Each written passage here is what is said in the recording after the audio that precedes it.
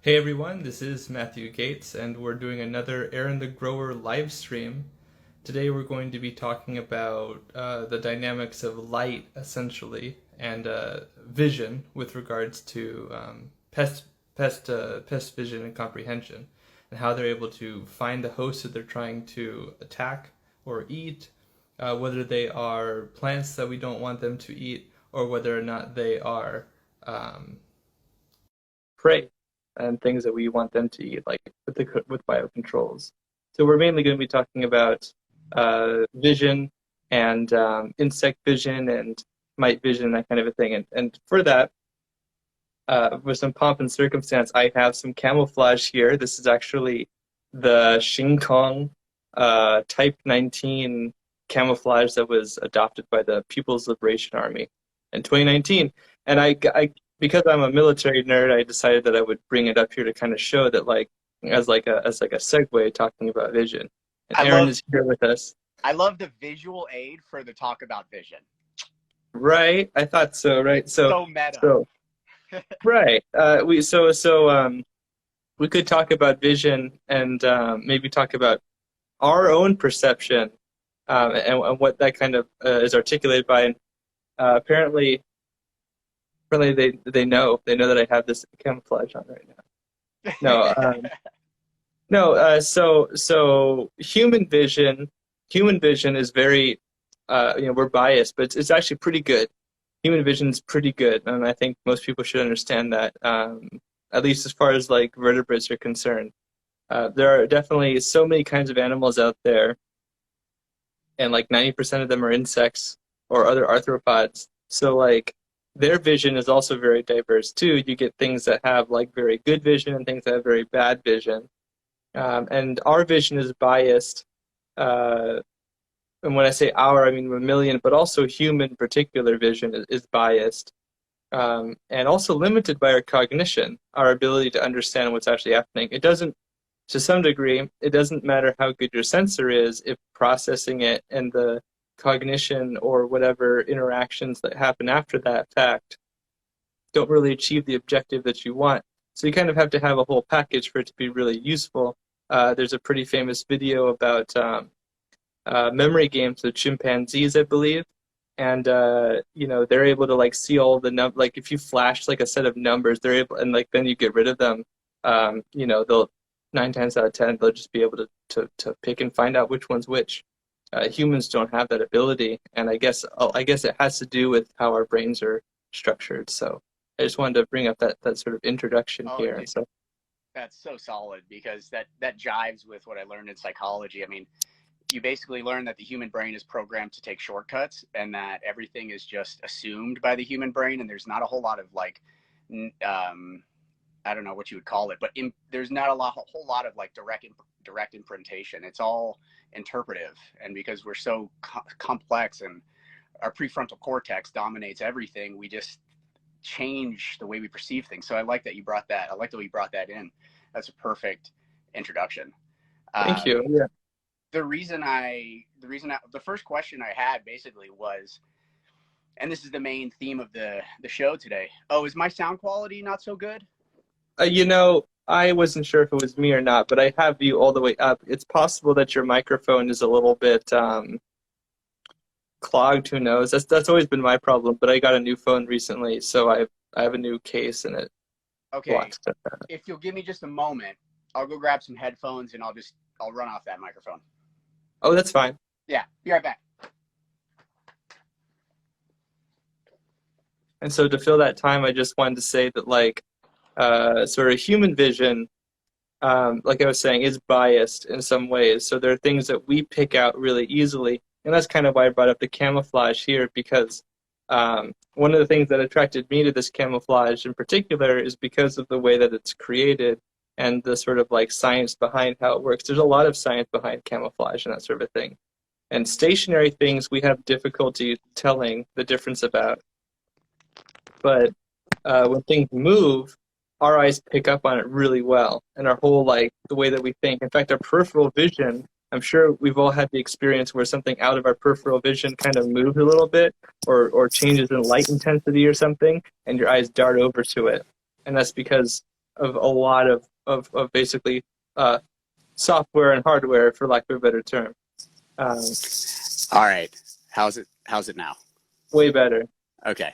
I'll also try and keep it on my beard. And if it falls behind and it gets a little raspy, just let me know. Okay. So yeah. So let me just start by saying, dude, when I set you, we always bounce around an outline before we get started. So like this does, Oh, let me hold on one second. Let me close the window. no problem. We always, Matt and I always bounce around an outline before we get started. And this morning I was so last minute with all of this. Like I hit him last minute, but when I got his response this morning, I was like, oh my God, this is going to be so much fun because this guy knows this topic. Like it was clear that he was able to this is going to be a lot of fun. This is something you know about. So I think I hit the nail on the head in terms of a topic for this month. And the reason I brought it up is because I think a lot of people are looking into LEDs and different uses for like UV lights and infrared and stuff like that. And these are going to have impacts potentially, and we'll find out through this discussion, on your pest pressure and maybe even your beneficial insect population. So I think that's why this came to my mind. And I know a lot of people are switching over to LEDs, which can provide very particular spectrum. And so this may be just a perfectly appropriate conversation for a lot of folks. I know it is for me. So I'm very grateful for you to take the time to do this with me today.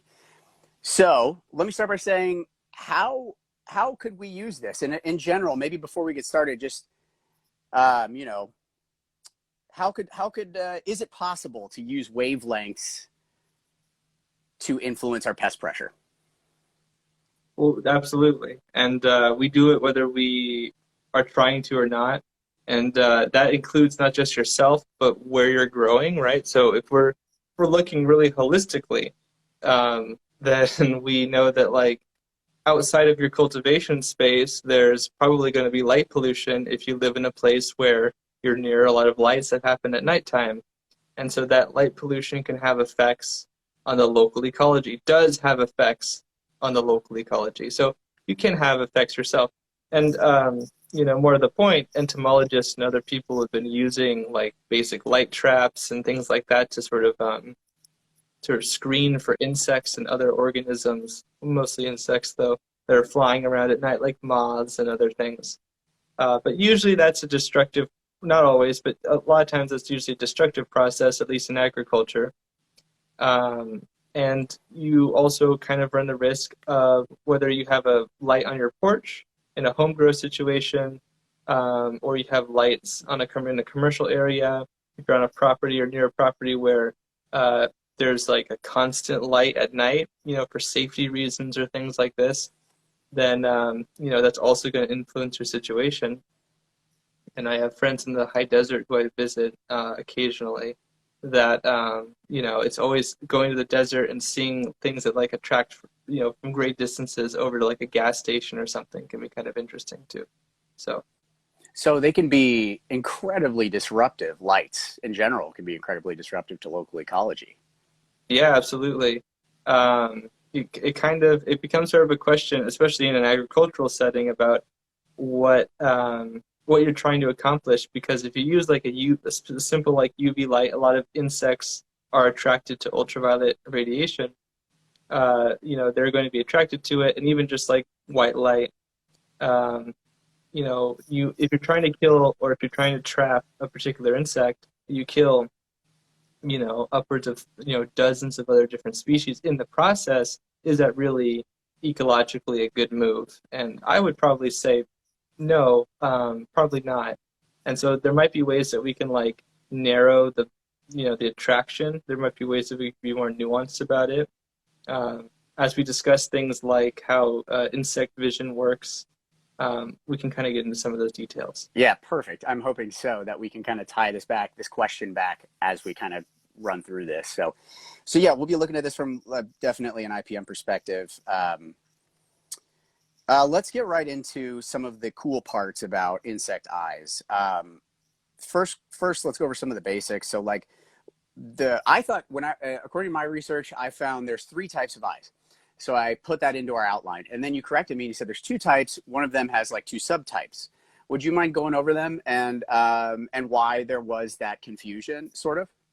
Yeah, so like, and it is kind of, even the words that are being used are sort of confusing. So if you look this up, if when people do this after this live stream, that I assume they do, so they look at, you might find terms like simple and compound eye, and you might think that simple kind of means like, not complex, but actually it can't. The simple eyes can be complex. They're just simple in their construction, and even their anatomy can be sort of different. So like compound eyes are basically, so it's the whole eye, right? Kind of like homologously, we have a whole eye, and then we have a lens on our eye. Our eyes are simple eyes because they only have one lens, but they're focused with the retina, and there's a bunch of other things that, to be honest, frankly, I'm not an optometrist, so I don't know all the details.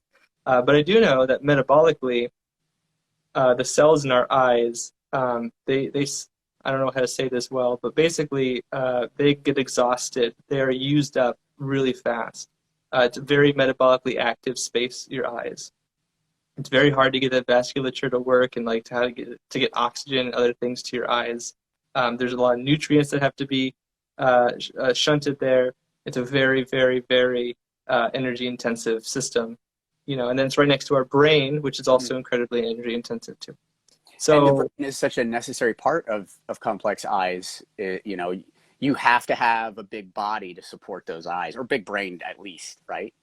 you have to have the energy, and you also have to have a system that's going to be able to use those sensors appropriately. But to bring it back to insects, so insects have, so you can have a compound eye that has many different what are called ommatidia. And each ommatidium has a lens and has other sort of physiological facets, so little structural pieces. But like a simple eye, there are two kinds of main simple eyes in insects, anyways. And this is also the way that it is for a lot of arachnids. I think all arachnids have simple eyes, if I'm remembering correctly. So this would be true for them too, but in a little bit of a different way.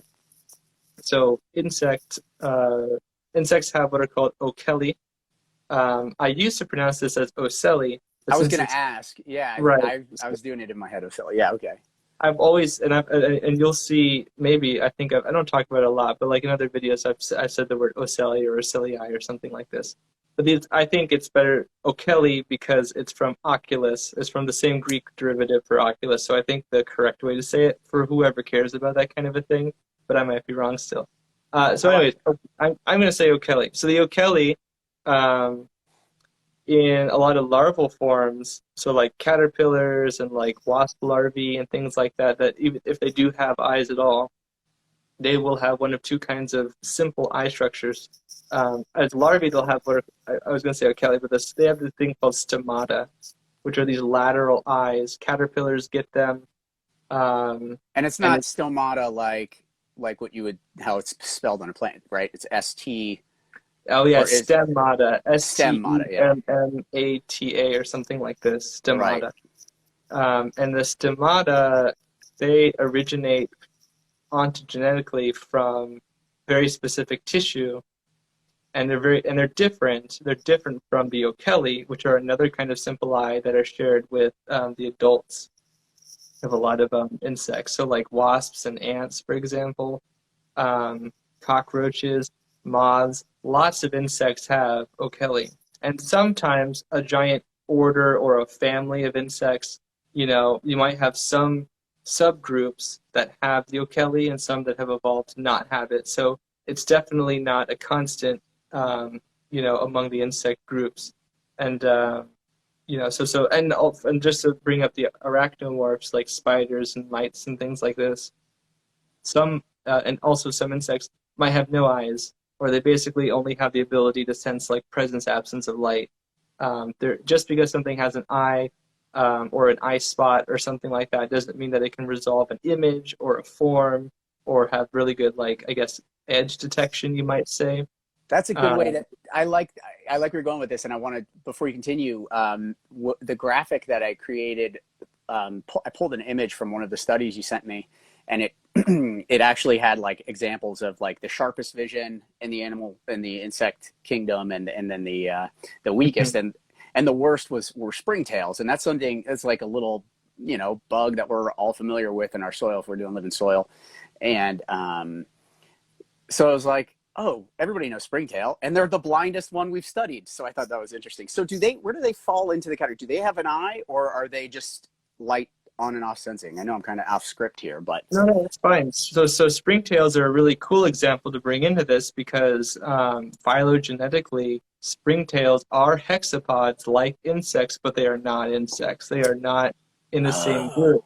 So, are they so crustaceans? What are they? well, no, they're hexapods. Oh, that's its own. Okay, It's a class. So like or not a class. Insecta is a class. So it's a different phylogenetic group, or I'm sorry, taxonomic group.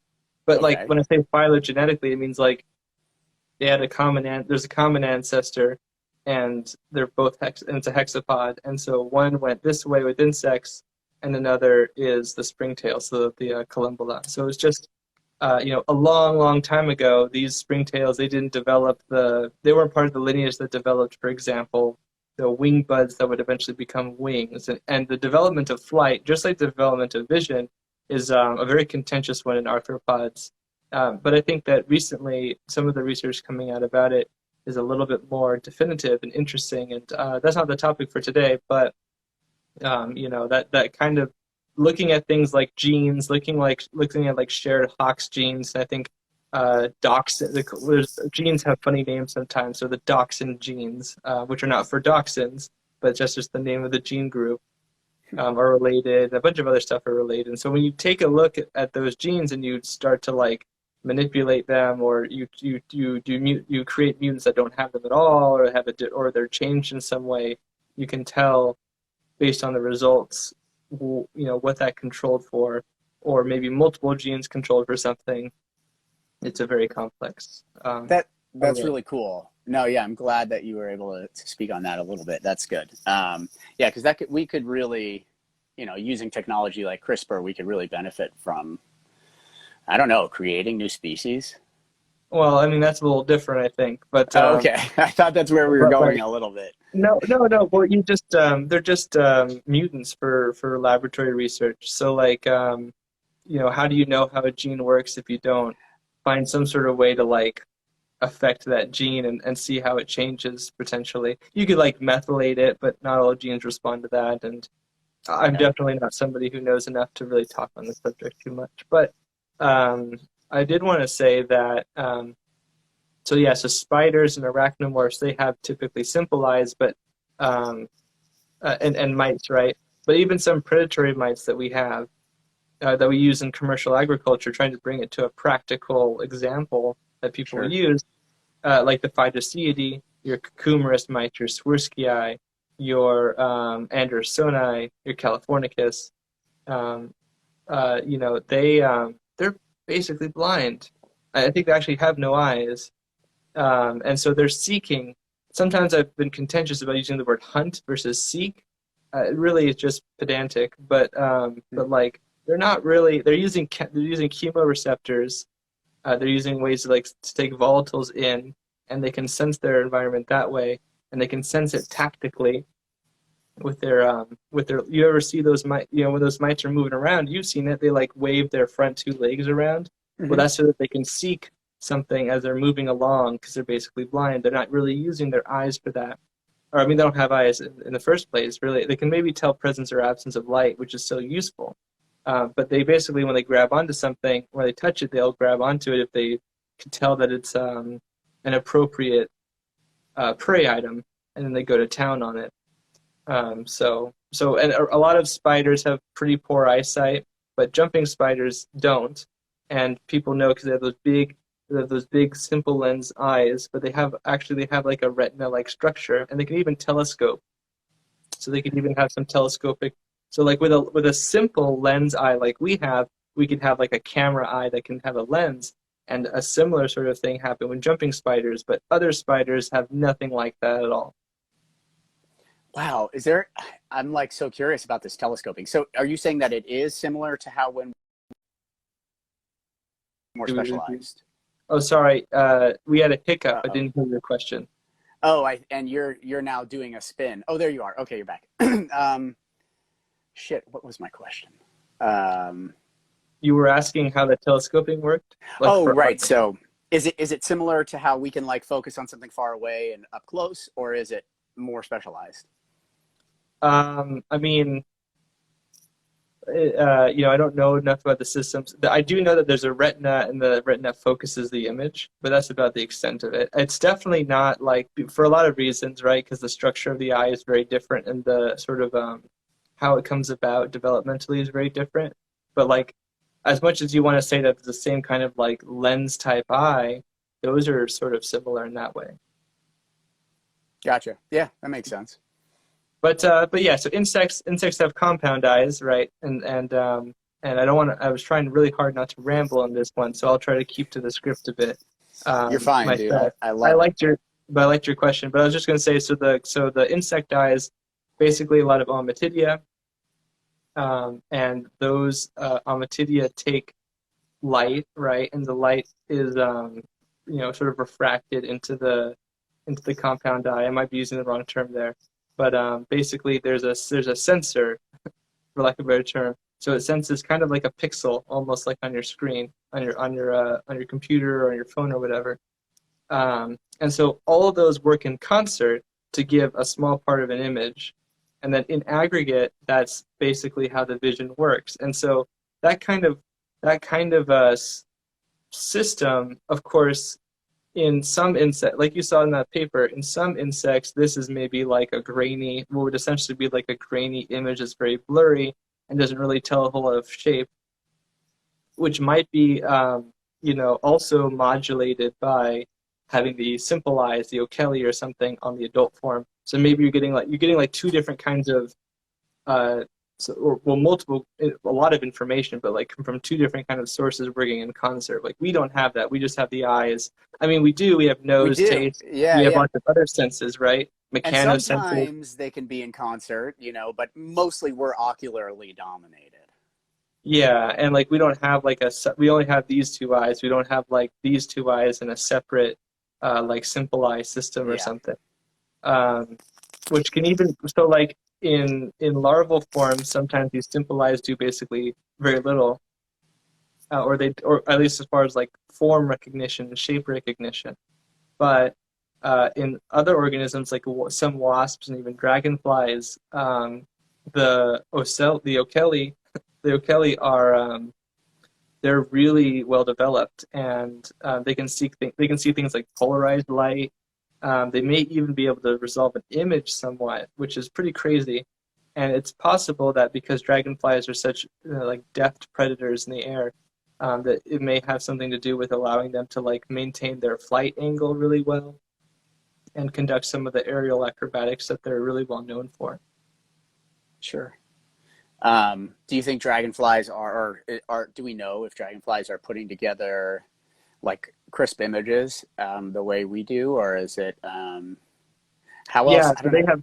they have way better resolution. Okay. Dragonflies and like other insects that kind of have like really like a massive horseflies. I'm sure living in Oklahoma and even in California, we get horseflies, and they have two big, massive eyes with a lot of ommatidia, and they basically like cupcake the head, like it's all around the Yeah. head, and it even like goes into the back. And of course, there's advantages to being able to detect things behind you, but also it's a really good resolution. But like you look at something like an aphid eye, compound eye system, and it's really not even close to the same kind of, or wouldn't be able to. We know we don't like know exactly how it looks, but we could tell that this can't possibly have the resolution that the other one does have, and it makes sense. They're not making the kinds of Emelman turns and other sorts of crazy things happening in the air. They don't need it, and so it didn't develop that way. But other certainly other plant pests like ligus, for example, and leafhoppers, I've noticed, and I'm sure you've noticed too, they can actually be quite swift and very reactive to human movement. Hmm. Butterflies too, and that kind of thing. So, you don't need to have perfect resolution to have a reaction like a fly might. Tell me about it. Right? Yeah. I wanted to talk a little bit about how scientists measure vision, or light, really. How scientists measure how insects perceive light, aka vision. So they do it through 4 different things, right? Wavelength, intensity, direction, and polarization. Could you speak a little bit about each one of those? It may be kind of obvious to a lot of people too what these things are, but I think it's important just to cover real quick. Wavelength, intensity, direction, polarization. So I'll try to be really sort of simple, because I actually don't know a ton about the exact details of these 4, some of them more than others. So like wavelength, right? People associate that with like the nanometers that tell you like what the color of the light is, for example, right? And so Right. wavelength is sort of that sort of messy area of like wave and also particle, because we're talking about like photons and light and that sort of a thing, right?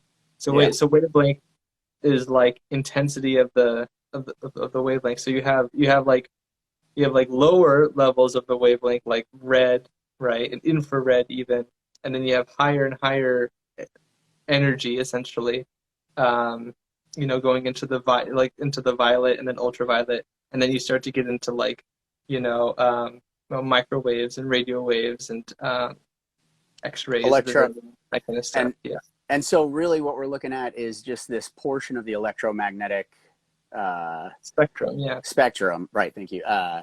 That is like color, but also not just color what we see, but UV and infrared too, because that's important for insects. And I can see a lot of people asking. Polarization.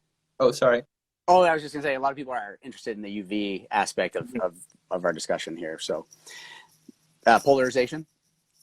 Yeah, so polarization. I actually don't understand this to a great detail, so I might actually get some of this a little bit wrong. And this will be on YouTube, so if somebody can articulate this a little bit better than me, or even in the comments here, I'd love to hear it.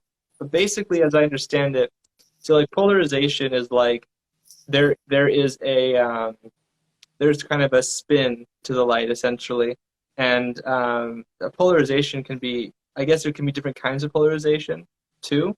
But how it matters here is that generally speaking, light from the sun is going to be polarized in a particular way, and so and also when light bounces off of surfaces, it can be mildly polarized too, as well. And so I suppose that in these 2 contexts, it can be very useful for insects to know where up is essentially, because it's almost always going to be where the sunlight's coming from.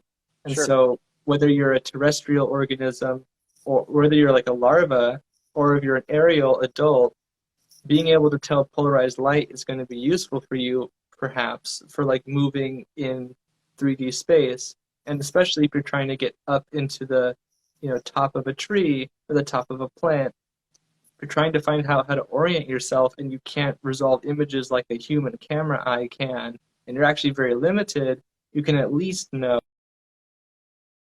that way. So if I keep going up this way and like use my mechanical sensors of like, the odorants, they get into my mouth, into the like feelers, and my grasping of the stem and like other sort of tactile senses, all these things come together to tell the larva, hey, I can go up this way, or a mite or a insect or something like that.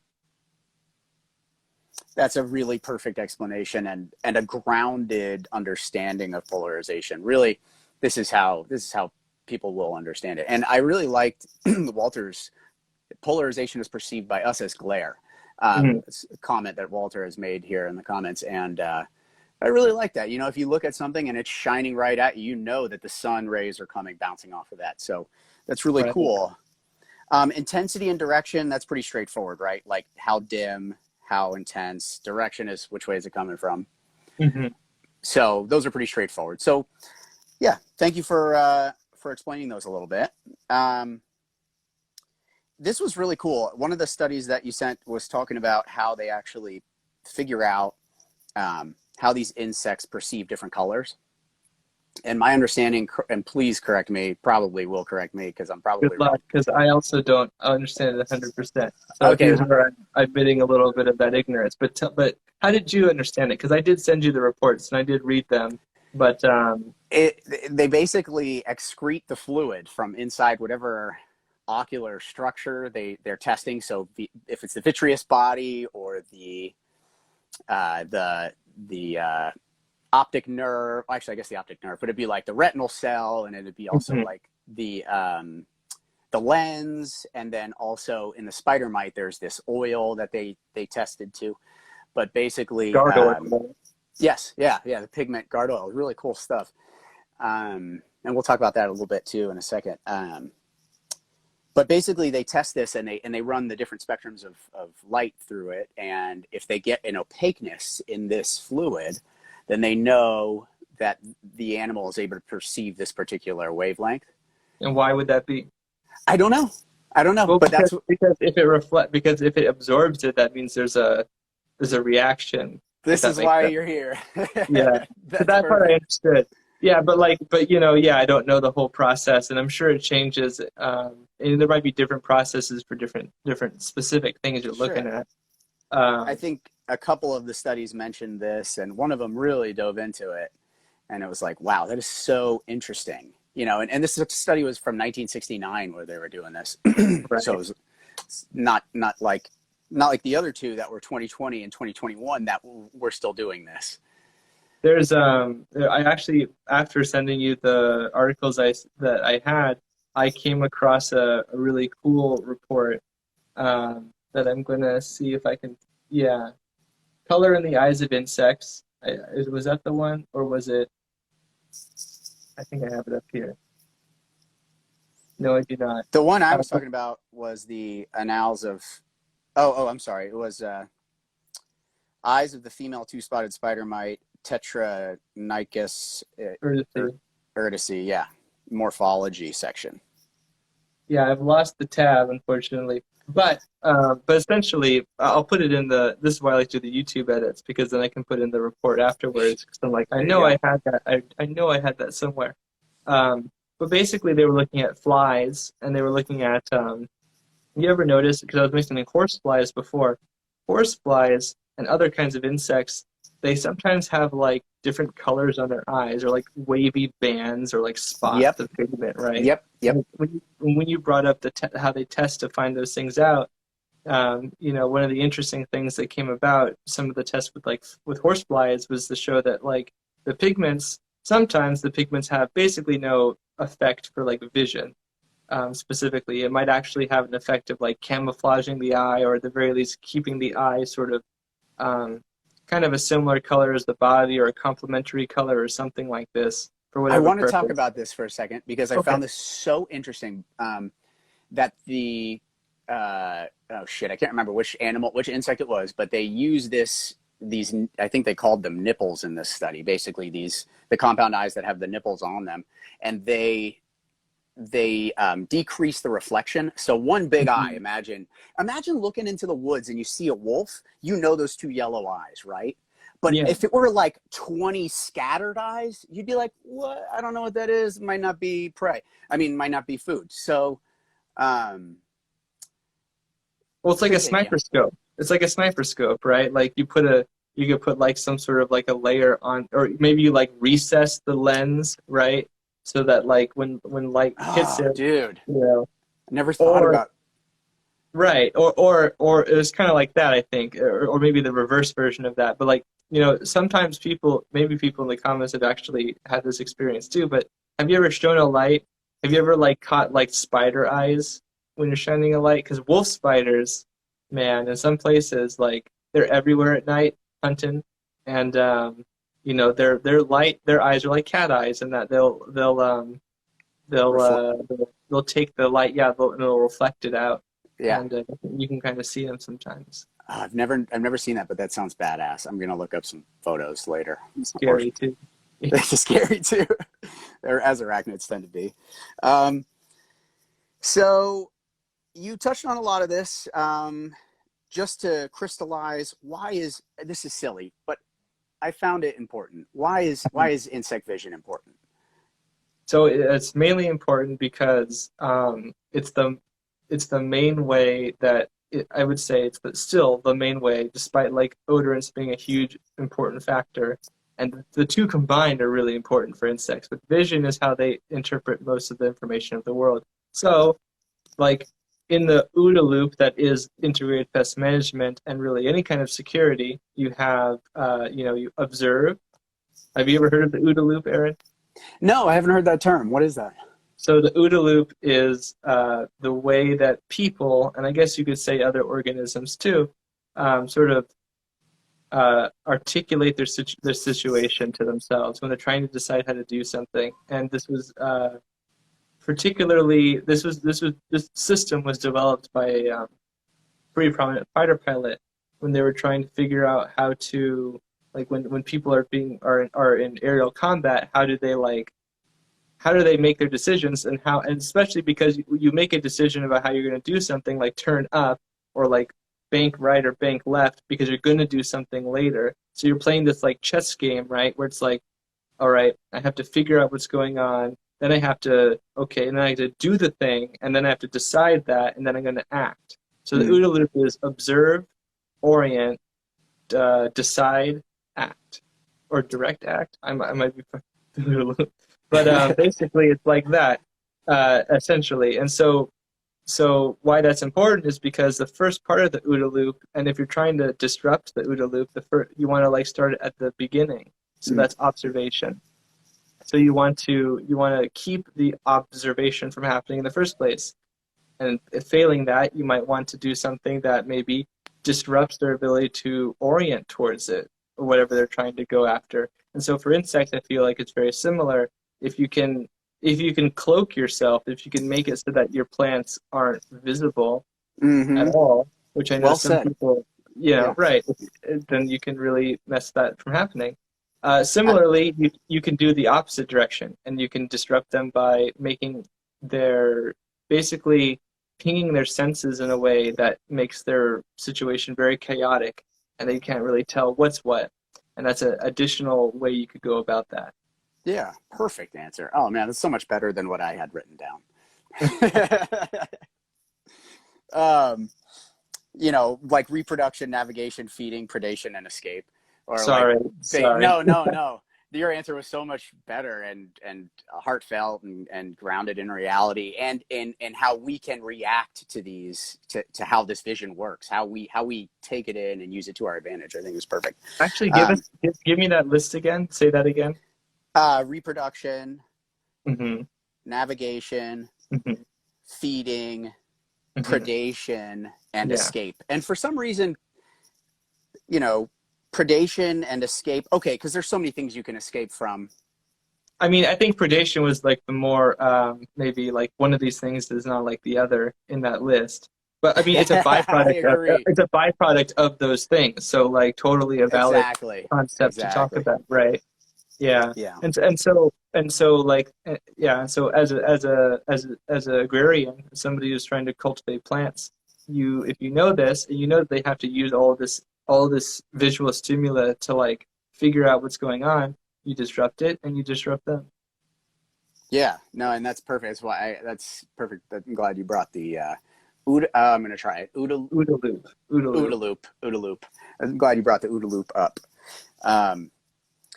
So I want to talk a little bit about thrips because I found just a hair of information about them, although they probably have been studied more because they're such a common pest, not just for cannabis.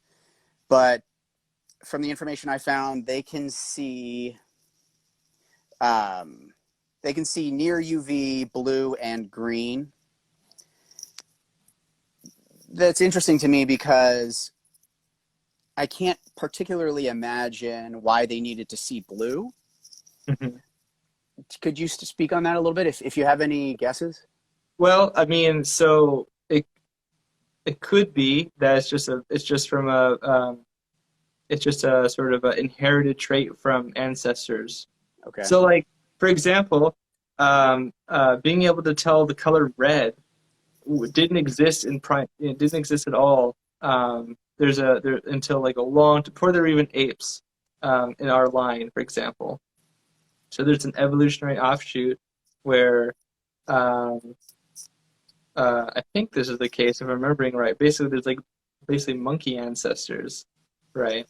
And then like primates themselves. So like moving through that, so being able to tell the color red as that group developed was super critical. But like any of those species, like now, like us, for example, like we have it, but like that's because we inherited it from an ancestral lineage that developed it. Similarly, we also we can lose our ability to sense certain things if they stop being important enough to do so. And of course, like sort of infamously, like we can see certain colors that like other animals cannot see. I think dogs, for example, they can't see certain colors. Of course, there are colors that they can't perceive that we can. They But I see don't remember off the top of my blue. head. I think it's blue. Their scale is a black and white style blue and yellow. So that's my Very understanding different. is that, yeah, it's kind of a trip to think about. Um, Right. so how, if we Actually, I want to know, interrupt you for actually I want to interrupt you for a moment shoot, because it gets to a point that that I'm going to probably make later on, but like it's just human bias, right? So like why it's really helpful to even if you felt like my answer was super heartfelt and whatever, but what you put in the article or what you put in the list was really good because it allows us to remind ourselves that uh, all of these things are important, and the human bias of like assuming that things see like we do is super super bad for these kinds of scenarios. Like for example, with your dog, you might think that your dog has a favorite color toy, but you might come to find out now through this live stream that they don't actually perceive that color at all. right, But you do, right. and you think that they do. And It's a I shade of think blue to them. an anecdote that I have is I knew some people who would uh so they were very sure that the two-spot spider mites that were attacking their Gerbera daisies were attracted to the color red. Hmm. And that's because they would often see them on their red Gerbera daisies, kind of the most or kind of first. But I think I actually didn't. I don't think I actually sent you the study where I had this diagram. I have a video on YouTube that has it, but I couldn't find it afterwards. You I feel really mentioned bad. it. This sounds Yeah, familiar. Yeah. but I couldn't find it. But anyways, the diagram had shown that actually red was a repellent. It caused them to repel from the color. Red is not what they are positively sort of a positive phototaxi doesn't happen. That's Hmm. green, a lime green color, or an ultraviolet color, or like a near ultraviolet color, kind of cause them to sort of be Hmm. active. But it's like that's the kind of thing where like we have all these biases about how insects are going to be, but they totally don't match up with how we see the world. So try not to make presumptions like that. That's just an Yeah. exercise in That's perfect. cognition. Yeah. And it kind of speaks into a little bit about why using lighting in an IPM respect may be challenging, especially using new techniques. You know, Yeah, experimenting with this kind of thing may actually be way more challenging, and to be able to keep your grow productive and experiment with this kind of thing is going to potentially bankrupt you. So and hard. It's going to be hard to observe potentially. yeah, right, right. Cool. Let's move forward a little bit into. I want to talk one more thing. I wanted to mention one more thing about thrips. Being able to see the particular colors they can see. This, and this may actually. I'm reading this question. I'm like, maybe this is off topic based on what we've just been saying, because there really is no. The question was, how might you incorporate information about what thrips see into an IPM schedule? And I'm not sure that it's safe to say that there is a right way. Is there anything going on that people using lighting in a way against thrips? I would say that there's probably more. There's two things that come to my mind. One is emission control. So like basically trying to not have lights that would like attract the thrips potentially. So that would be Sure. so to answer your question is by not using light. So that's kind of the anti Mm. answer to your question. The other way There Perfect. there are traps out there that are specific colors. So yellow is really common in like yellow Hmm. sticky cards and traps. Glue traps and things like this utilize those colors because they're generally attracted to the yellow. And also, um, we call this bee violet, and I've talked about it in other contexts before, but it's kind of like a near, it's either near or it is like an ultraviolet coloration.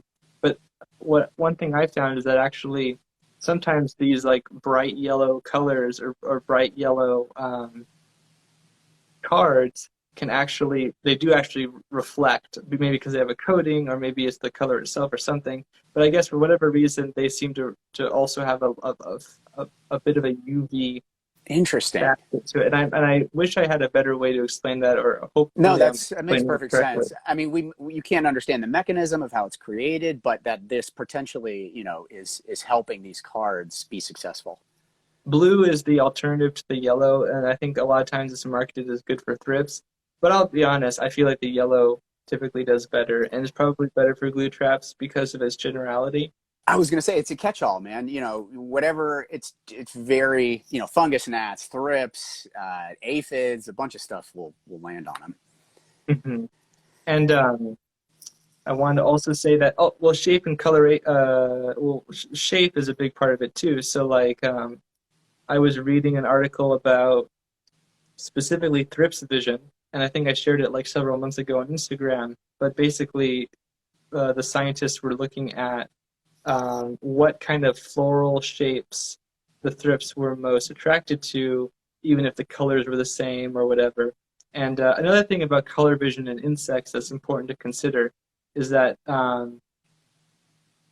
like for example, some insects can see a greater range of color than we can. For example, that does exist. There are tetrachromats and quadrochromats or and quintachromats or however you want to say it, pentachromats and things like that, like in moths in particular.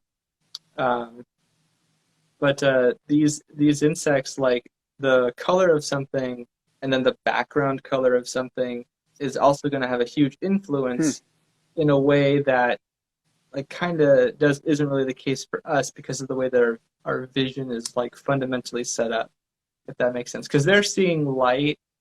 I mean, we're all seeing like light, like right. So that's not really the right way to put it, maybe. But like the granularity of the image is much less. So they might even be if they're a specialist or if they have the right setup, they might be really tuned to like um, what were called sort of floral resources that are invisible to us, or might also still have a color difference, like on flowers. Like sometimes it'll be white with some like black dots, and then if you look at Hmm. it with UV, It's they're got a actually whole, yeah. yeah, So that white exactly to us is actually like four colors to other right, insects. Yeah. and we don't even see it, or even the colors that we can perceive, like maybe the white on the green, right, Hmm. can be like, oh, well, if I see the white and the green together, that's going to elicit a more active response than the two separately. And that was an interesting thing to see and the research represented. So it's more complex, of course, right? Tangent real quick. I'm Yeah, pretty sure that's why McDonald's picked red and yellow is that color, the trigger in the human mind has the same effect. Oh, food, hungry, yeah, I've red heard and that. yellow. Yeah. I don't know if that story is apocryphal, but I think you're right. I think I've that never. I think there's some marketing, there's some like color psychology or something about like Absolutely. red and yellow. I think there is some truth to that. I think Yeah. it's also kind of cultural too, but well, I mean that speaks to a lot of things. A lot of even if these inputs, another tangent, visual inputs and sort of like I guess you could say heuristics. There is some The way we process those visual inputs. even for insects can be Yeah. like altered or manipulated like Yep. experimentally. Maybe in nature it wouldn't happen this way, but like there are cases where you can kind of teach them like or desensitize or sensitize to a stimulus that they in nature might not be. And it It's shows how so much. plastic and flexible these Right. can be, you know. I got to imagine as a researcher, it's probably so much easier to attach electrodes when there's four neurons instead of, Right. billions to choose from. So you can kind of figure out the basic functions. And I think they have done stuff like that for cockroaches and stuff. They've mapped the neuronal pathways and stuff. And honeybees too. The mushroom bodies in the insect brain, and particularly developed in the honeybees, is really interesting. But that's more complicated, I think. That's cool though. Yeah. You mentioned aphids a little bit, and of course, cannabis aphid is pretty much, there's like just a major lack of study because it's a really new, I don't want to say new pest because it's probably been around for a long time, but it's relatively new to commercial cannabis farmers. You know, I've been doing this for a long time, and it's only the last 5 or 6 years that we've even been dealing with them at all. But there's a little bit of research on the peach aphid, and my understanding is of the few aphids that have been studied, peach aphid may be the best example to kind of pull from, to extrapolate from, if we're going to make extrapolations. Because it's super well studied. Yeah, the peach aphid is a model insect for sure, and a model aphid in particular. And so they can see UV, light blue, and green, which has been documented that they use that for host finding. And it got me thinking, like, and this is just this very similar question, like how do they, and you kind of had answered it, so I guess we can skip that one, but how do they use those colors to find a host? If you haven't already kind of told me, is there any other way that a peach aphid might, or a PA aphid might use these mechanisms, these color detection mechanisms to find hosts? Yeah, so I think it's, even though I kind of answered this before a little bit, I think it's helpful to sort of like give a verbal and sort of like illustration. So like hypothetically, you know, you'll have like, let's say you have a winged aphid female that's like got caught up in the air current. It's springtime or whatever, you know, and it's looking for hosts, you know, and so that female is on the air currents and possibly even quite a ways up in the air, and it's basically being buffeted by the wind. It's not really. I just realized why they need to see blue. Right. They need to know that they're not over the fucking ocean. Oh, well, and also, like, the sky is blue, too, maybe. Oh, yeah, of course. All right. Well, they're both I thought blue, that's what right? you were going to say. I thought you were going to, like, because the sky is blue. I didn't even think of that. That could be. That might actually be it. I actually don't know the answer. I don't know. But please continue. There might be no specific functional benefit, but it could be that, like, things in the past had to know what blue was because of the ocean or the sky, and it just happened. Sure. You know, whatever the reason. But yeah, so aphid is in the air, and it's hanging around. Now, it doesn't have a whole lot of control over its movement. I don't want to. So some insects are really great flyers, and some of them are very poor flyers, and some of them, like aphids, are very, very, very poor flyers, but they do get around because they're light, and they're able to travel the distance and let the wind kind of carry them. But at a certain point, they fall out of the fluid medium of wind, and they, they start to they have to find a way to alight on something that looks good, as a host. And this is where being a generalist really helps you out, because maybe you can or maybe it's more likely that you'll come across a host that you can actually feed on.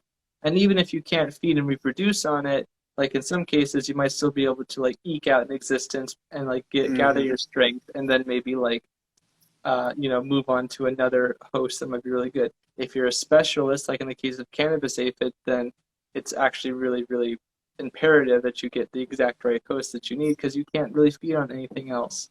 So I would anticipate that when the cannabis aphid when the eyeballs are dissected and we suck out the ocular juice and shine a wavelength through it, they're probably going to be able to see a pretty healthy span of wavelength.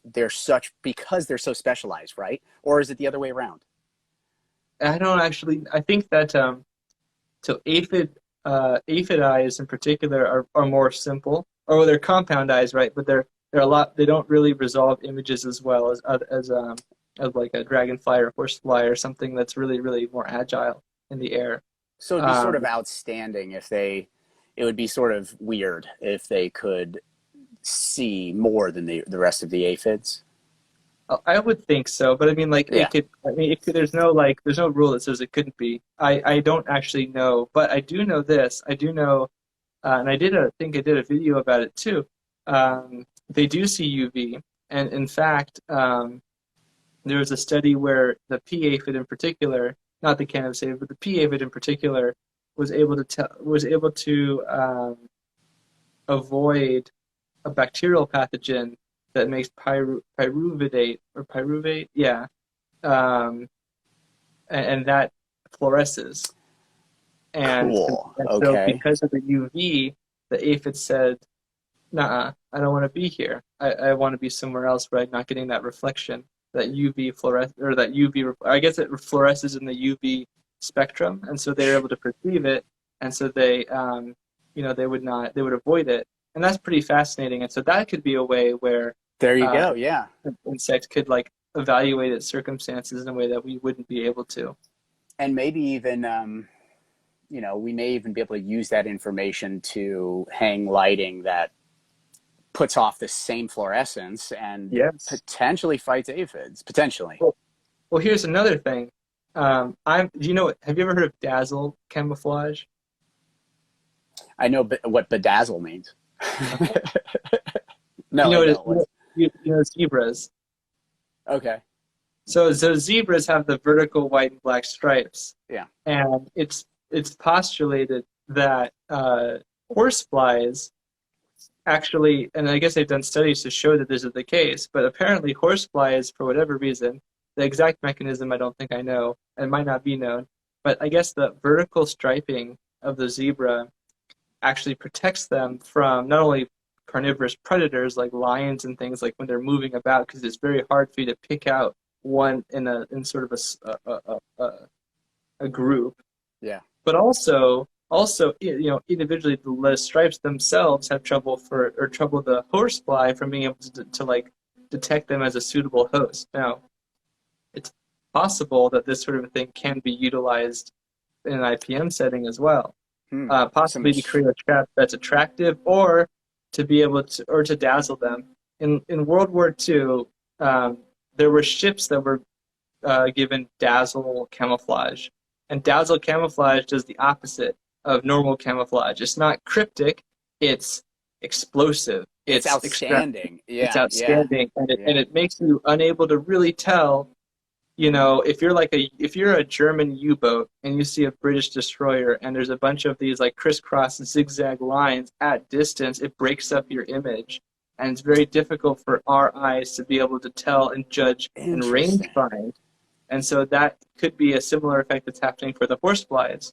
And could be that this sort of thing could be very useful for us, and there might be some clever ways we could make use of it. In addition to things like maybe maybe sending out UV light, maybe as a strobe, or maybe like some sort of alternation between different colors of lights, because they won't be able to maybe pick up on individual subtleties as easily, and it'll basically you're upping the noise of their Right. stimulus. You know what I mean?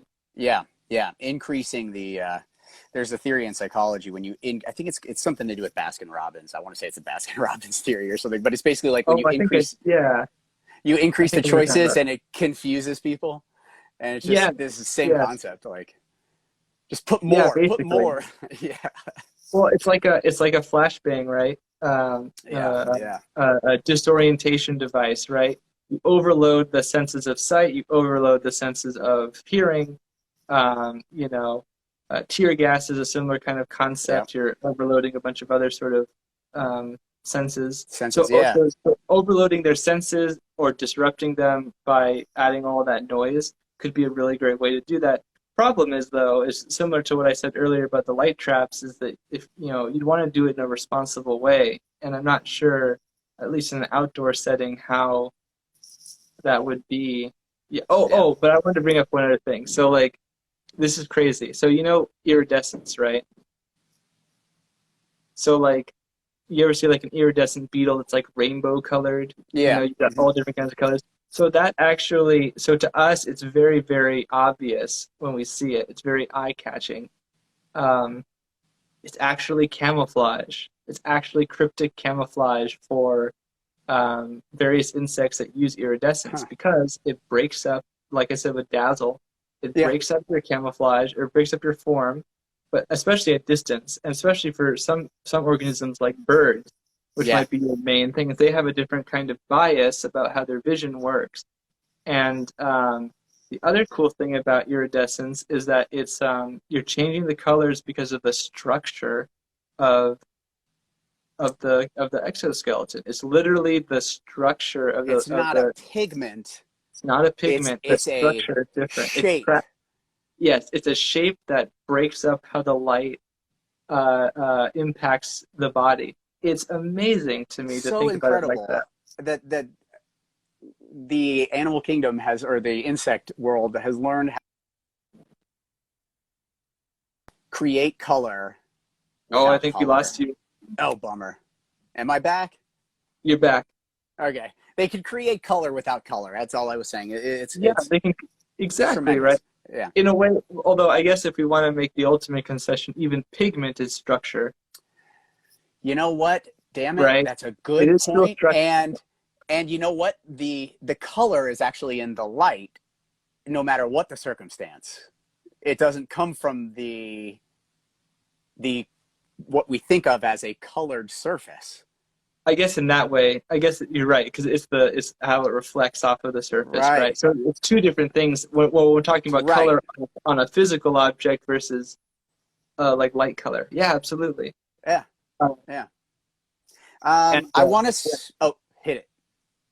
I was gonna say also that what was it? Now I've lost my train of thought. I guess it was about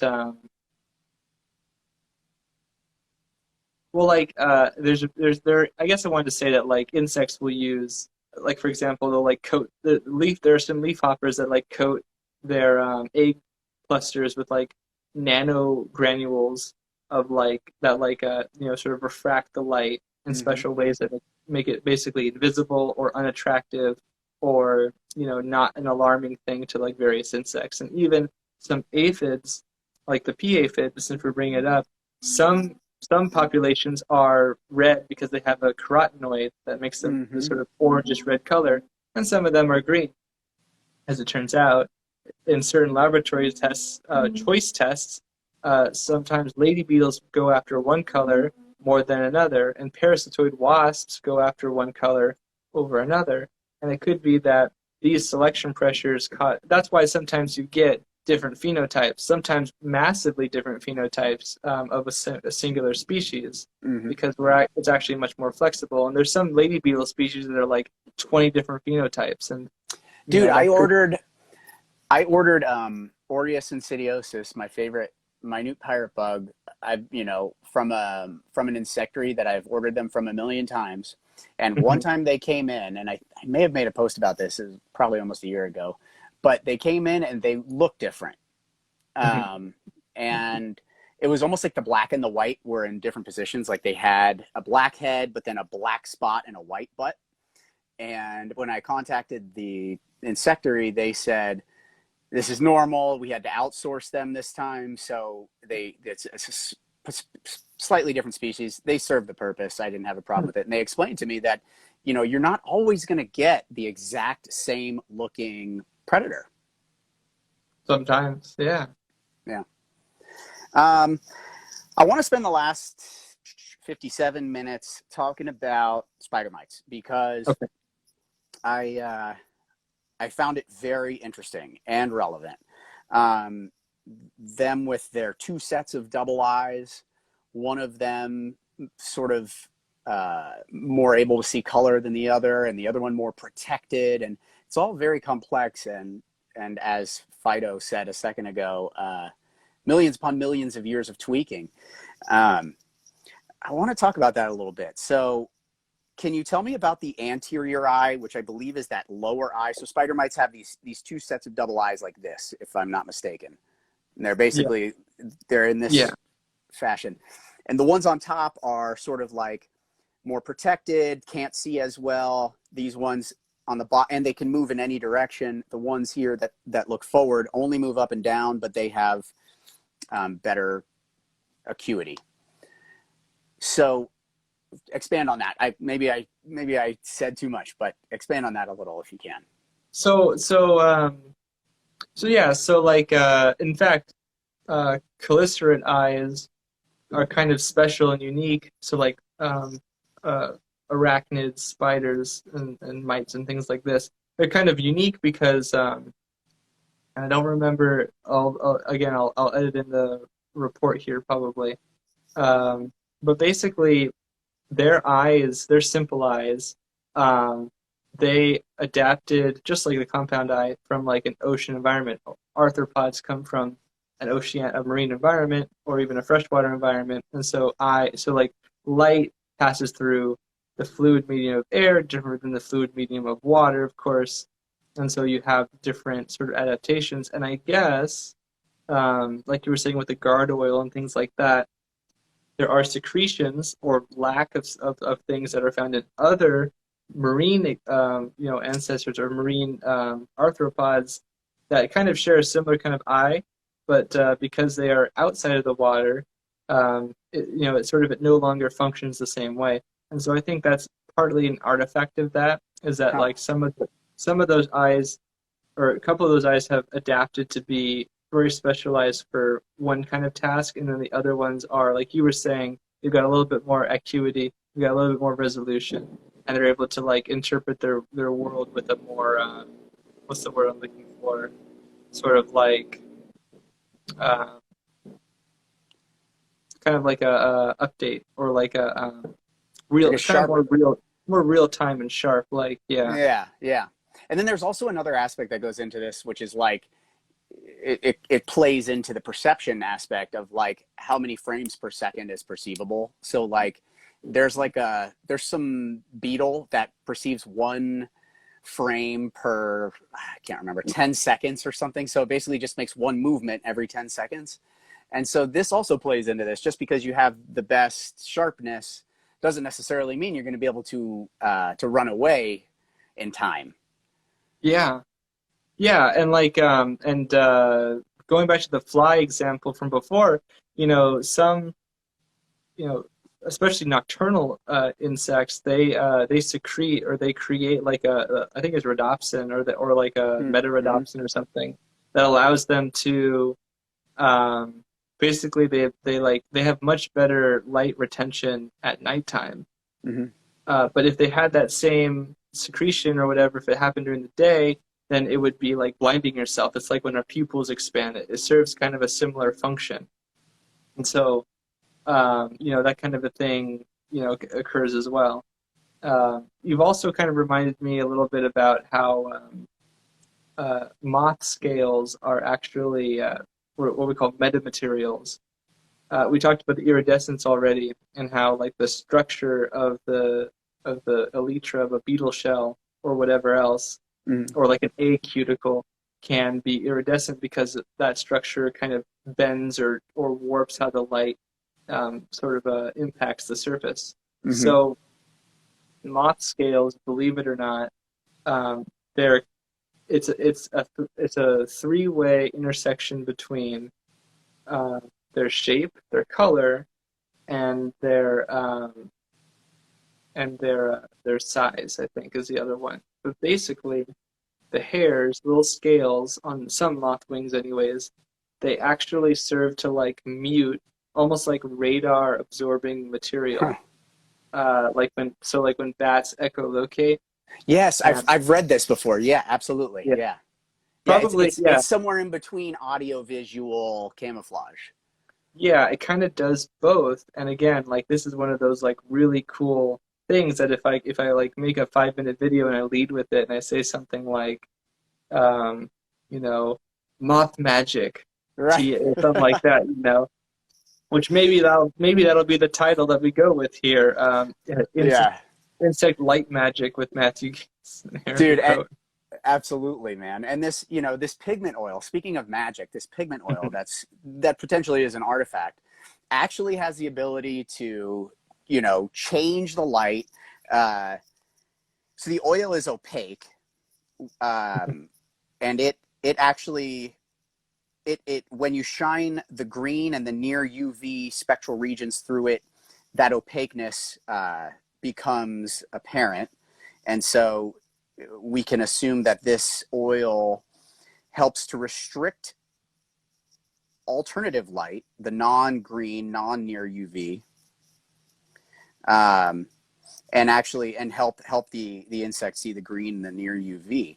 And then, you know, that oil is not the only thing that restricts light. You have the lens, you have the vitreous body. The lens is obvious, right? It's that thing that sits on the front.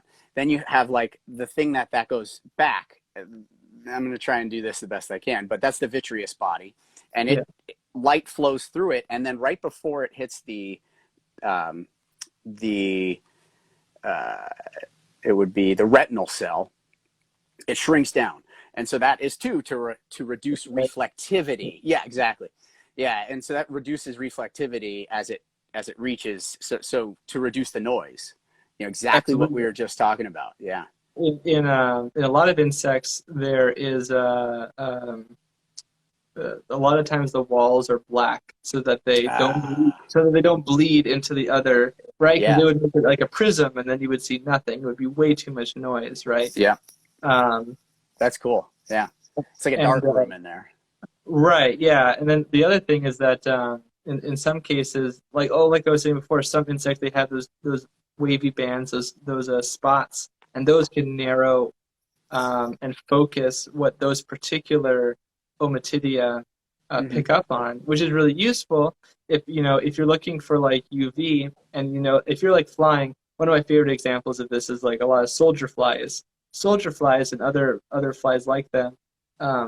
Their eyes are actually, not only are they practically their entire head, but they're also, sometimes they get like kind of shunted up, and they kind of like, like a cone almost kind of comes up like this. Yeah, I know what you're talking about. Yeah, absolutely. Slightly. Yeah.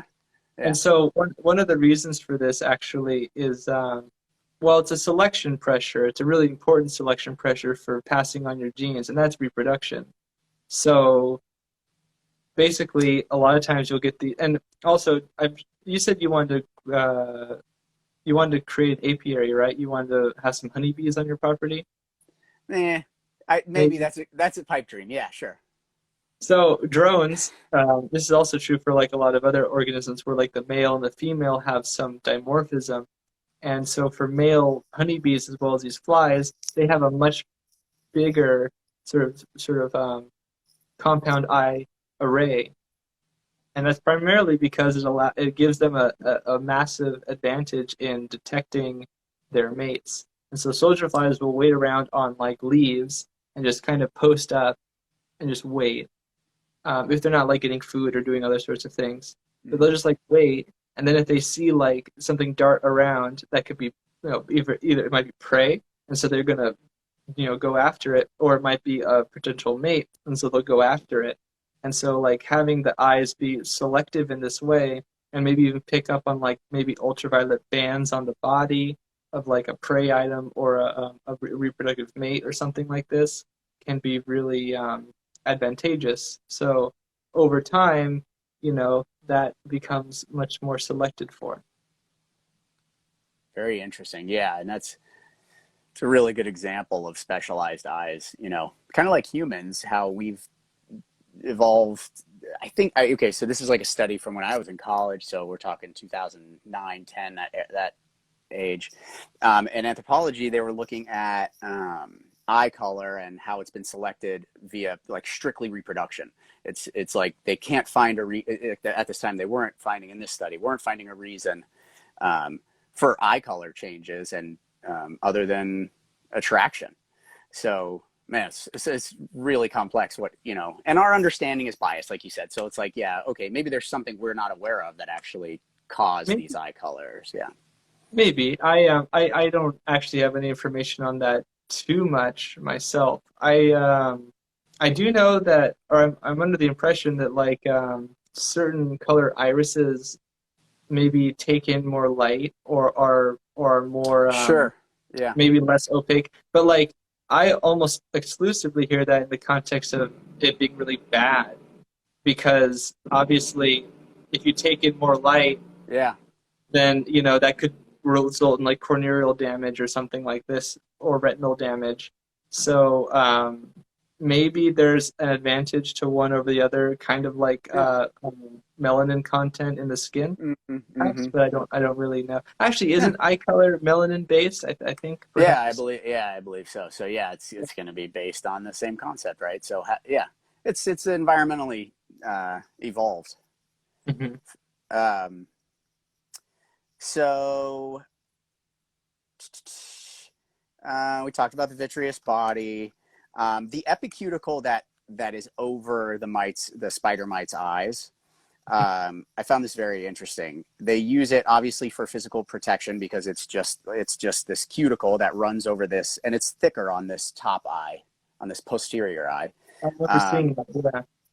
Yeah. yeah, and they actually, so in the younger mites, they're all willy nilly. The striae, they're just Striated. like, yeah, they're just willy nilly. They're not in line. But then as they get older, they get in this parallel order. And what the scientists were guessing or claiming was that this orientation has to do with the polarization of the light. So the way that the light comes from the sun um, can be mitigated, and they, the glare, so to speak, can be mitigated, or also can be used. It's just useful information. It's data, right? Oh And yeah. the other interesting thing was that the stria on the top go one way, so they go laterally on top, and then they go like up and down on the anterior eyes. Hmm. And I presume because of reflection or something, I don't know, but I just found that so cool. Can you speak on that a little bit? Maybe some interpretations you've taken from that information? I just want to confirm, when you say the striae or whatever, you're talking about those hairs, right? I didn't define the word. I was comparing it to the photo in the study, and it actually looked like they were part of this epicuticle. So they were like what would you call this? Like a ribbed surface, Oh, kind of sure. like Yeah, okay. Yeah. So I think it is similar to what we were saying about structure, yeah. right? So I thought, for some reason, I thought you were talking about like CD or something, but now I remember But what they you're use talking that about. word though, and it could be that it's made from a particular. Well, like striations are like lines, kind of like what you're talking Okay, about. So exactly. you're totally right. So so like that structure probably does have a functional effect. Probably so. It might not be. I mean, maybe it doesn't serve effect or a big effect or impact now, but maybe it's a holdover, or maybe it does have a Hmm. function here. But I wouldn't be surprised if it did, because of kind of like what we were saying earlier, that like um, structures can impact like light and the reflecting of light and the refraction of that light into the eye, but also like around the body. And so it's possible that in sort of a similar way that like the spots on a horsefly's compound eye can narrow or broaden, but mostly just narrow the spectrum of Mm. importance for those ommatidia. In the simple eye of a mite, it could be that it's a sort of a similar kind of a thing, where it's sort of like allowing the light to come in a specific way Hmm. that has an effect. But to be honest, I don't actually know Yeah, no, myself. that's really nice to speculate about because you know we're in it by ourselves, right? We're just trying to figure this out together. So sometimes we make extrapolations to try and improve our garden. So I want to make that clear to everybody. A lot of this stuff, that I'm forcing Matt that I'm wringing out of Matt is not necessarily like gonna work for you or is particularly useful. It's just this is conversation, and this is how we get to somewhere new. So nothing wrong Definitely. with it. Some clever ideas. Certainly people have been using, like from a functional perspective at least. Um, so like if we want to bring it back around to how can we use or exploit like arthropod vision to our benefit, Hmm. I think that I would look at it like this. Like basically, the number one rule is to not assume that they see the world like we do, and to constantly just kind of keep it in the forefront of your head that insects don't see like we do, mites don't see like we do. They basically don't see, basically. Yeah. The predatory mites that we're using don't see. Like I've definitely, I mean, I'm not Oh, trying to insult here's them. no. That's a good. We can say that because what we see is what we see. We are only human, and just to quick fact, and this is really fun.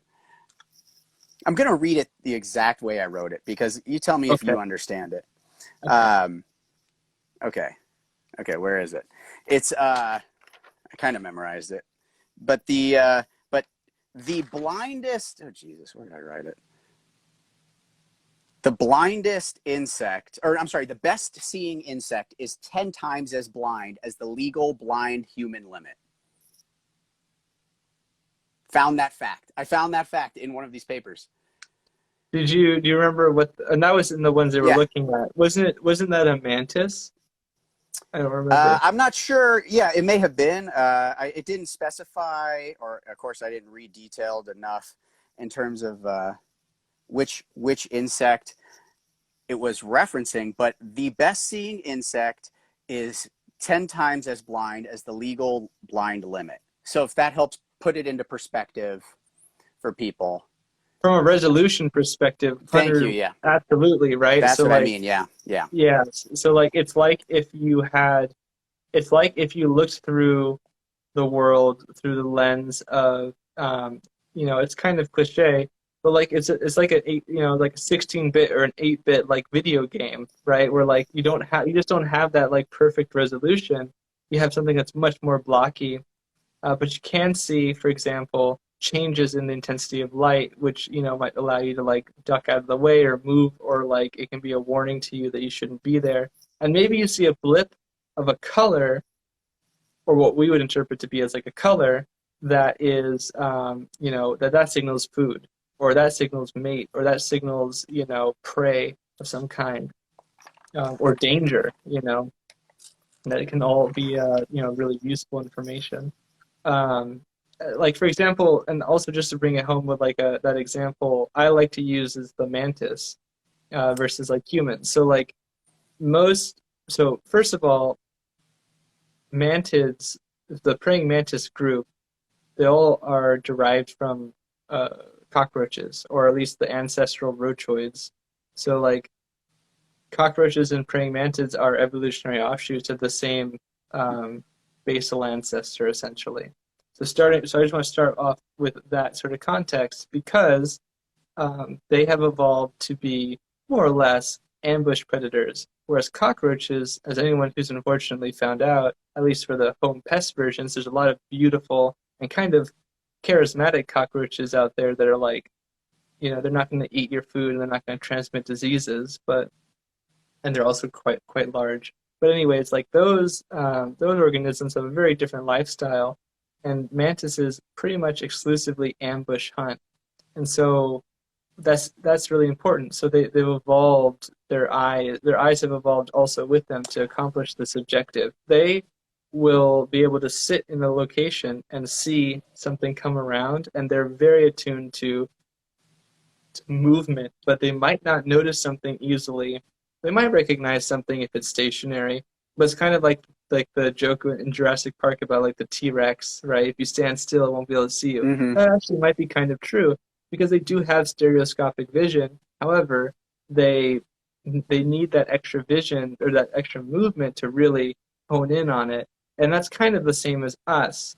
And that's why I brought up this camouflage, because if you stay stationary, you're cryptic. But as soon as you move around, our eyes are immediately designed to like hone in on that. Detect. Yeah, yeah. Exactly. So So they have like go a on. pseudo retina, the mantids. The pseudo pupil Pseudo is pupil. not. Is that what you mean? That's what The I meant. pseudo Yeah, yeah, So the pseudo pupil is not a retina at all. It's actually just an artifact of how the light hits their ommatidia. very So cool. you can tell that the light is hitting from that direction. You're seeing the It light looks like they're hit it. looking at you. It does look like Sometimes that. Yeah, in Yeah. cartoons and things also when you depict it like you might like if they're gonna like depict like a something with an arthropod eye or like a mechanical eye or something, they'll like use Hmm. the reflection as like a Yeah. pupil for Yeah. style, and I think that's very cute and charismatic, and that just speaks to our pareidolia, right? We're like, oh, there's a face. I see a face in Yeah. that rock. I see a face in that tree. You Yep. know, talk about but you know a lot of psychology, you know is actually very relevant to this, to be honest, That's because why you and I get along so well. It's because I can hit you with the human brain aspect of all of the insect stuff. So it's fun. it's super important. Yeah, and you know they have to process those inputs as well, and they have to make decisions. So, but yeah, so like those insects have so mantises, for example, have this very kind of similar to us eyesight, but it's still way less resolute, way less, good with the form, but they do range find and they are able to do it, using their two different eyes. 'Cause, like, their eyes are also Hmm. separate, right? Their eyes aren't like close together or like their entire body or their entire head. It's like you have two different eyes that are separated, and so those are like looking out like this. And so when something moves, then they can judge that distance, just like how Trying to our think of is binocular vision. right, which helps us perceive depth, but we Mhm. are restricted to parallel movements. Um, well, unless you can cross your eyes, but well, actually, that's actually how we look at things really close. Right. Um, what was I going to say? Oh, do cockroaches have these separated? I can't think of cockroach eyes, and if Yeah, they, they have they're separated kind of like that. Yeah, and they also hmm, have the Okelly, and so the mantises also have the Okelly. Those like three simple dots, simple eyes on their foreheads, basically. So they can also use that, and sometimes those Okelly are like in the case of mantises, I think they are kind of convex, hmm. and I think that those of cockroaches are flat, and in some Ah, cases, I think they're even concave in some insects. So that also plays a major role in the spider mites like have a convex lens, a biconvex lens on the anterior eye. So it's like it. All that means is this, right? mhm. Where's my camera? Here. So it's like then the vitreous body goes back. But then it can be as simple as just a lens with the vitreous body. It can be these compound, or separated Okelly. Very interesting stuff. The spider mite is just such two-spotted spider mite is just such an interesting little creature, and how it. I didn't even know it came from the ocean. I didn't even know that it evolved from. Well, all arthropods, I really mean. Oh, there you go. Okay. Yeah, sorry, I didn't mean to. It's basically, yeah, basically all Okay, and arthropods. that's why you had me review the crustacean study as well. So the eyesight Yeah, of the crustacean study. Yeah.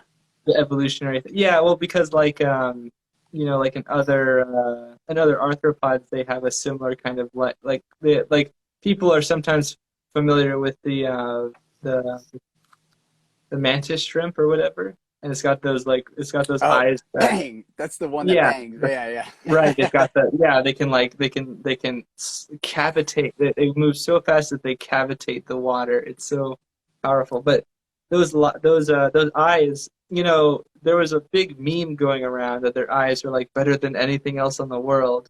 But apparently, I was looking it up a while ago, and I guess like some other research came out that kind of like literally it was like in the title like, do mantis shrimp really have good vision or whatever?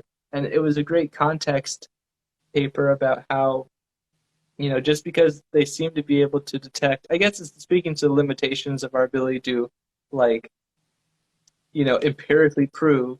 Like a lot of scientific processes, they don't prove that something's true, they disprove a whole bunch of other Mm-hmm. things that don't have support, and then we interpret that as saying, well, if A through X didn't seem to be it, then it must be these other two variables Mm-hmm. because there's no supporting for anything else. Like so that's usually how it works. So the same thing kind of here. We can't prove that the vision is this way, but we can kind of analyze how the structures look, and we can kind of make interpretations. And it's And that possible that they don't see like we thought. yeah, And that process of getting rid of all of the wrong stuff is known as falsification. So if you come across the word falsification, folks, in the next paper you're studying, it doesn't mean that we're trying to prove false things. It means that we're trying to get rid of false things. So Yeah, and you know, even in like current scientific like philosophy of science, true falsification, like Karl Popper would talk about, isn't actually possible. right, Believe it or not. So right. falsification as a process is actually useful as like a theory because you can set it to be like it has to have a criterion in which it's not true. If your premise is because I said so and there's no way that it can be wrong. If you set it up in a way where there's no possible way where you can falsify it, then it is probably not very robust. You know what I mean? So like, you're totally right there. But even then, when you do the studies, like, what if you control the variables, but you didn't realize that there were these other variables that you didn't control for? And The so third variable problem. that's the reason why falsification technically isn't. You can't. Well, it's You more that can't you ever can't get know. there. It's You can't perfection. know that you're falsifying for realsies, Yeah, right? yeah, for You're real. all, I love it. Yeah, I mean, eventually, you can only break things down so far, right? And that's how quantum physics was born. Um, right. I really want to. I mean, I can feel we're kind of wrapping this discussion up, even if it's a little early. But what I'd Mhm. like to do is give you a little bit of time, dude. You were so succinct in how you answered my final question here on our outline. And if you want to read from that, dude, I don't think anybody would mind because it's so well written. The question is, to finalize, do you think it's possible to utilize light as a deterrent against pests or to encourage beneficials? And what are some of the ways we could experiment with this? And then I went on to say in our outline that I have a product in my house called Pest Reject. It's this little Mhm. plug-in device that emits subsonic sounds and like a little blue light. And I know it's not really randomized, right? Because real randomization is like derived from quantum computers, but there's some Oh, sure. semi-random. Yeah, randomized algorithm. No, but I mean that's like. Do you even have to say it? Like, You people know what should I know. mean? People should know. Random, you know, usually means an algorithm. Yeah, it's not real Yeah, random. Yeah. And right. so Yeah. it's just it's a quasi-random distribution of noise and light, Good and it enough. works. Right. Yeah. Yeah. Yeah. It makes the rodents and the roaches think, "Oh shit, somebody's here," and they leave. Mhm. That's my understanding now. Yeah, but I want to give you some time to kind of expand on that idea in more uh, grounded sense, or maybe not. Yeah. However you want to do it. No, no, no. I think that like I really appreciate that, and I also feel like I did a pretty good job at bringing up a few different examples. And Absolutely. So if you, mu- if you feel like you're repeating yourself, that's okay. I much of I it, don't think well, people will no, mind. much of this video is conceptual Mhm. and maybe not all of it is as practical as it could be. But you know, this is kind of like you know, sort of a physics lecture, really, so, sort of.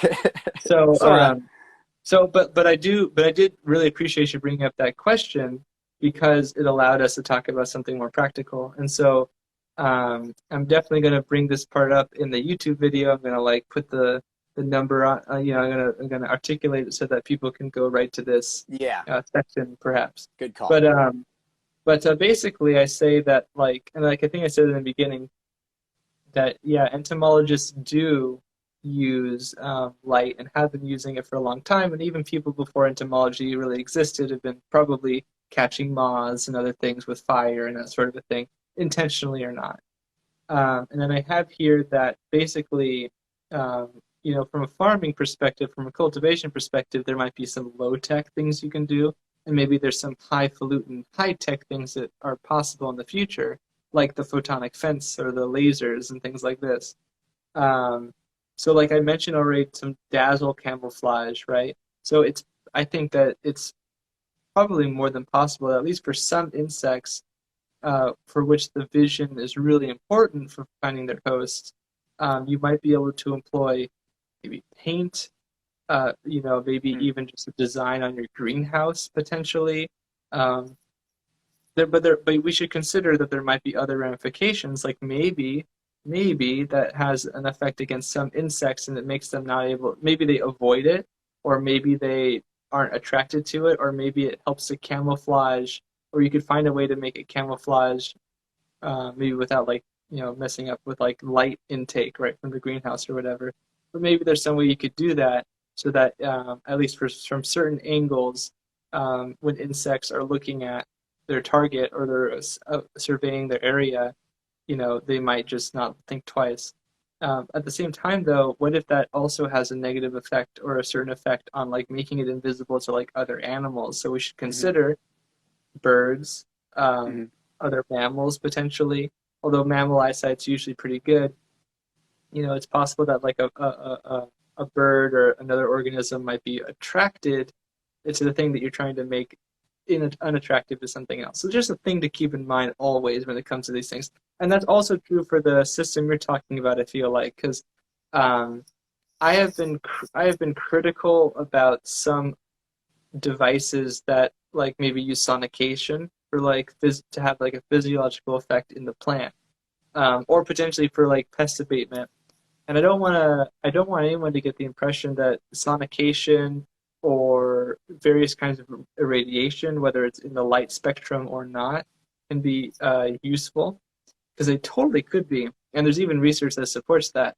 My main concern is that you should, when you're talking about a globally effective, basically force, right, like light or heat or humidity, psychrometrics, or in this case, like uh, vibrations, whether they're mechanical vibrations or sonic vibrations, you might mess with something that you didn't realize you were going to mess with, and it could have a bunch of negative effects, or it might have positive effects you didn't realize. So I just want people to keep that in mind when we're talking about these big concepts like light or vibration or something. It's way more complex. Yeah. Um, and yeah, so like for example, lettuce sclerosis virus is a major problem in cannabis, or at least it's going to be a major problem in cannabis, I think, because there's no conventional treatment for it because it's a virus and it's lethal to the plant, and it's vectored by the silverleaf whitefly, which is pretty common in a lot of places. So I'm not excited about seeing that crop up in cannabis, and I think it'll become a bigger problem before it becomes a solution, or before there's a solution for it. One of the ways that we can get rid of the vector, though, which is the major way that you control viruses, is by actually controlling the vector itself before it can feed, is that some studies have shown that by putting aluminum in mulch, um, basically little strips of aluminum, have allowed. It's basically when the light reflects off of the aluminum. I think UV. I think it's in like the UV spectrum, but there's other sorts of spectra that are bouncing off of different angles, and it just adds a ton of noise. And what they found in the research was that, I think they were looking at whiteflies in particular, that actually that noise caused the whiteflies to evacuate, and to like basically they didn't find plants that had the control to have the small numbers that the ones that had the treatment had. So that's great. Quick, So it was less whiteflies in the treatment, more whiteflies in the control. So quick tangent. things like that could be helpful. Yeah. Quick tangent. I love the bird repellent tape that wineries use. I use it almost every year. It's a silver reflective tape. I would imagine that would serve a similar noise purpose. So for people that Perhaps don't want to so. put aluminum down on the ground, Yeah. maybe you want to hang it. Yes. Yeah, and I bring that up because of almost a little bit like uncomfortably, for that reason that you say, and that's what the research Totally. had said. But you're Totally. right. Totally. Like it might even be more economical to have like bands or strips of this reflective material, and there could be some engineer or material scientists that would be able to explain that a little bit better than me. Cool. Go hire Gordon Freeman and figure it out. And of course, we're talking about light, right? So I had to talk about lasers, which Yeah. I think most people don't think of it as an acronym anymore. It's basically just a word now. But laser technically means, I have here, light amplification by stimulated emission of radiation. So Mm-hmm. so it is light. It's spicy light. Spicy light. Um, and it's more of a, it would be probably less of an invasive or sort of disruptive technique, and it would be more of like a direct action physical control by like lasing targets. And the photonic fence, I think I had already mentioned, developed by somebody from Microsoft, I believe, and that's still not on the market yet. But What I have what is it? Is it some sort of a photon emitting fence? so the photonic fence is basically a laser it's a radar guided laser system that Okay. it scans the environment. It discriminates target. It was made for malarial mosquitoes, so it Hmm. scans an area, targets the mosquitoes, doesn't target other insects. To what degree, I actually don't know. And then it lasers the target. And because insect bodies are so fragile and the wings are so delicate, that you really don't need a whole lot of power. Not really. And you really don't need a whole lot of time on target. You just have to like laze it for like a microsecond or something, and you'll destroy the connections that make the wing work. And you might not kill it outright, but you basically have killed it, and you basically made it no factor in your area of operation. So that could be cool. And it was originally for malarial mosquitoes, but I can see one glaring problem with it. Can you? Just That think about it. What could be a potential downside of just like lasing things in the air? like if my daughter's walking around outside. Yes, yeah, exactly. Or if there's an airplane in the distance or some. Yeah. So Ah, what I the hell think is that? Yeah. that could be one of the major problems, and so I don't want to sit here and pretend that like turning my greenhouse into a striker is going to be like the correct way to go about it. But I do think maybe in certain controlled systems, it could work well. Maybe if the laser was, I don't know, I just don't know. I guess there's some ways that we could do this. Maybe we could There's some even like engineers out there that could figure this out. certainly maybe with protective glasses in controlled spaces, perhaps. But Yeah, then I think, absolutely. it's less useful that way. Maybe Everybody also, put on your glasses when you come into my house. right, exactly. I guess the only other thing I could think of is if you're in like basically nowhere, if you're like out in the desert or something, maybe you can like mount one of these like centrally or maybe like at the perimeters and only direct them in a particular direction, right? So Yeah. instead of being able to like move anywhere, it can only move in its cone, and so you don't have people getting Localized. attacked. Yeah. Yeah. Yeah. And maybe somewhere on the migration path of the insect you're trying to destroy where there's not high human population. Yeah, that could be cool. Right, right. And I also just wanted to say that this is just vision is just one component, light is just one component. If you really want to get into the IPM, if you really want to integrate your management system, you can incorporate light. Um, you can also incorporate aroma and odorants, and that's also another really important thing. So, like with pheromones, you can do it's a similar sort of concept. With light, you can maybe repulse, you can maybe attract, or maybe you can just generally, disrupt and introduce noise. Same thing with chemical odorants. You can attract with an attractant, you can repulse with a repulsant or whatever, and you can also introduce noise, and you can produce pheromones, or you can have pheromones out there like lure traps and things, or even things that aren't for traps that it basically uh, they disrupt the ability for the insect to like hone in on a mate, and so then they don't mate, they don't make eggs, and then you prevent your problem from even occurring in the first place. Mostly this is with moths, um, but it's and But it can be also as simple as a smell or a light, it can be. exactly Yeah. if you're able to like if we're basically think about it in terms of like what percentage am I affecting of the pest population that's coming into my property. So if I use the odorant or a combination of odorants for different pests or whatever, and I mainly repulse them, or if I mainly disrupt their ability to like, hone in, maybe even on my plants, because plants can produce volatiles too. So if I'm able to mask it maybe with a more stronger concoction or something like this, maybe I'll just make them not want to be around it. Maybe it's like too much sort of signal interference. And then maybe in combination with like UV radiation and strobes or whatever. It's like standing in line behind a guy and he just lets one rip and you just get out of line because you're like, it's not worth going into this place. Right. Visually, you see it.